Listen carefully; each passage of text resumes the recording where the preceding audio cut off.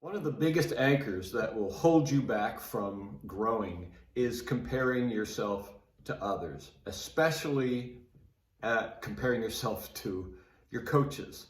It's really easy to put a coach up on a pedestal and think they've got it all figured out. They've learned everything they need to learn. We walk around with these guys and they seem to have no problem talking to women, and they're charming and they're demonstrating and they're showing us how to do it. So we just assume that they've got it figured out. Well, it's pretty much the opposite of the truth. A really good coach keeps growing, and I think a really good coach also confesses how imperfect he is, and which makes me a fucking great coach, because I'm about to tell you how imperfect I am. Here it is, it's coming up on the end of the year. Boy, I've had so much negative energy coming through me around the holiday period, a lot of frustration, sadness came up, anger at myself, anger at the situation, anger at the media, anger, a lot of anger, clearly. And while I'm feeling all of this anger and frustration and sadness, I also would like, as many of you guys know, have been working on manifesting a really great, big, deep love in my life. Something that I've come really close to in my life. But now that I have more tools and more awareness, that I feel like the right one, I'm going to be the right guy at the right time with the right person. So I do a lot of internal work on this. But while I'm doing the internal work, which I hope you guys know, you also have to do the external work. You got to get out there. So the last 3 weeks, I realized that I had been slacking on my external work. So I've been going out to at the very least, be in the world. Even though San Francisco was really slow, not a lot of women out there, I figure at least I'm going to go out and talk to a few. Boy, the last week, I was just stuck. I was really stuck. I couldn't even open my mouth. All this, a sense of I was on the other side of this glass. I was in my own reality and they were in their reality. And then I saw a woman I liked. This took me out.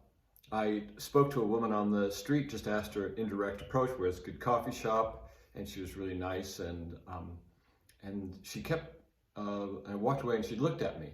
Well, I found the coffee shop, then I realized I'd forgotten my phone. I went back to my phone. I passed her again. She was talking to a friend, and I looked and smiled. We looked at each other.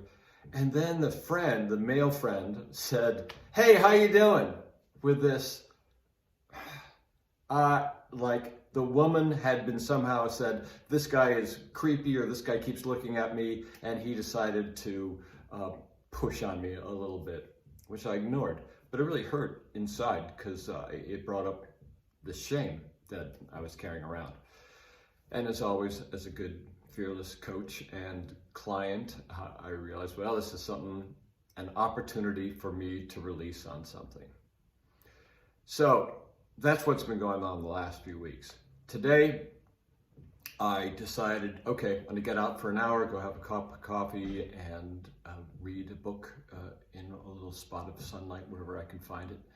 And there I am in this park, and there are these two lovely ladies talking. Now, here I am waiting for my coffee at the little coffee stall and listening to them. And all I could think was, I really should go say hello to them. They're really pretty. That one especially pretty. But what would I say? Now what would I say? How would I say it? How would I stand? Now, this is all the stuff that I coach guys around. Doesn't matter what you say. It's all about your energy. It's about being emotionally honest and available, and feeling what you're feeling, blah, blah, blah. And yet there I was, stuck. So then I got my coffee. I sat down near them and was half reading my book and half kicking myself in the ass, thinking, what about the 3-second rule? 3 seconds, you got to go up and say hello. And I was caught in the what do I say? So I calmed myself down a little bit, listened to them. They were speaking French. Now, anybody knows me, I have a soft spot in my heart for women from foreign countries. And it still didn't occur to me. There I'm thinking, what clever thing can I say about France or French people or the accent that would make me more charming and would open them up and they would laugh? And then I caught myself doing that for a few minutes and I thought, oh my God, this is a shit show. Why are you even trying to come up with something clever? I even was in my little conversation in my head, I said something clever to them, they said something clever back, and then in my imagination I thought, well, now what do you say? Now what do you say after they laughed at your joke that you haven't even come up with yet?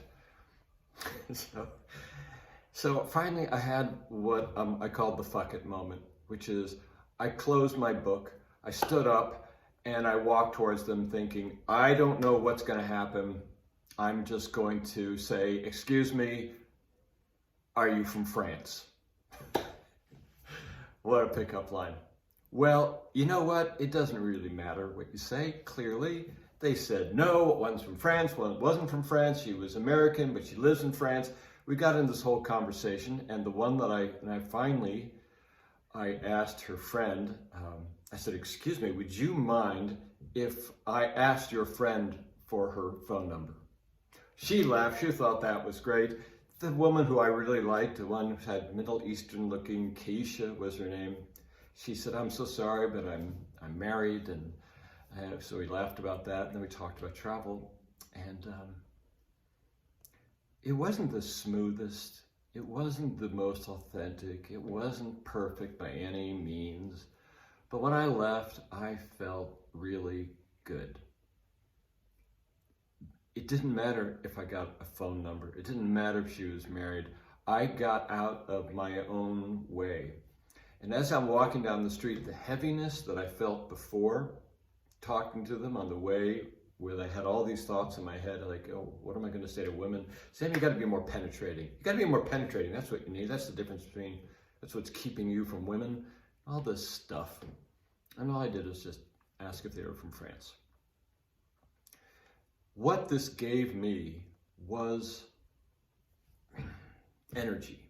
Anytime we step into the unknown, face our fears, face our grief, move forward even if we're in apathy, something gets stirred up.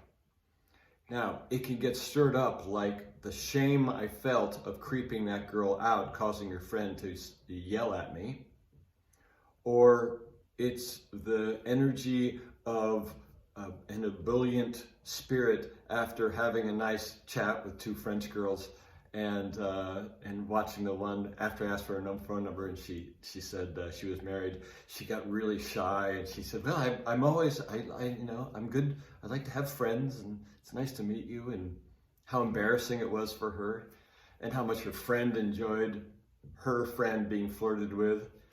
And I'm driving back and thinking all my negative momentum was stopped. The momentum was stopped. The momentum was released in one simple little moment that lasted no more than a couple of minutes. And in fact, I came out, what I did is I just got back. I really got back 5 minutes ago. And the negative momentum was released in a positive momentum. And I thought, well, I have something to do a video on. And because this is where my energy, I'm really feeling how good it is to look at a pretty French girl and watch her curl up from embarrassment that a guy asked her for her phone number and she was married. So the moral of the story is that we live with this distance between what we want and what we do. And it's filled when we live with this big, vast chasm that is an uncomfortable tension in our lives. It's a dissatisfaction. And inside of that chasm lives where your doubt and your fear and your sadness and your grief and all this stuff germinates and finds places to take root. But when you take that gap and you see two French girls talking and then you talk to them, and there's that moment where what you want to do, talk to them, and what you're doing, talking to them, comes together and you get this explosion of energy through your body. And that's called life. That's called experience of being alive.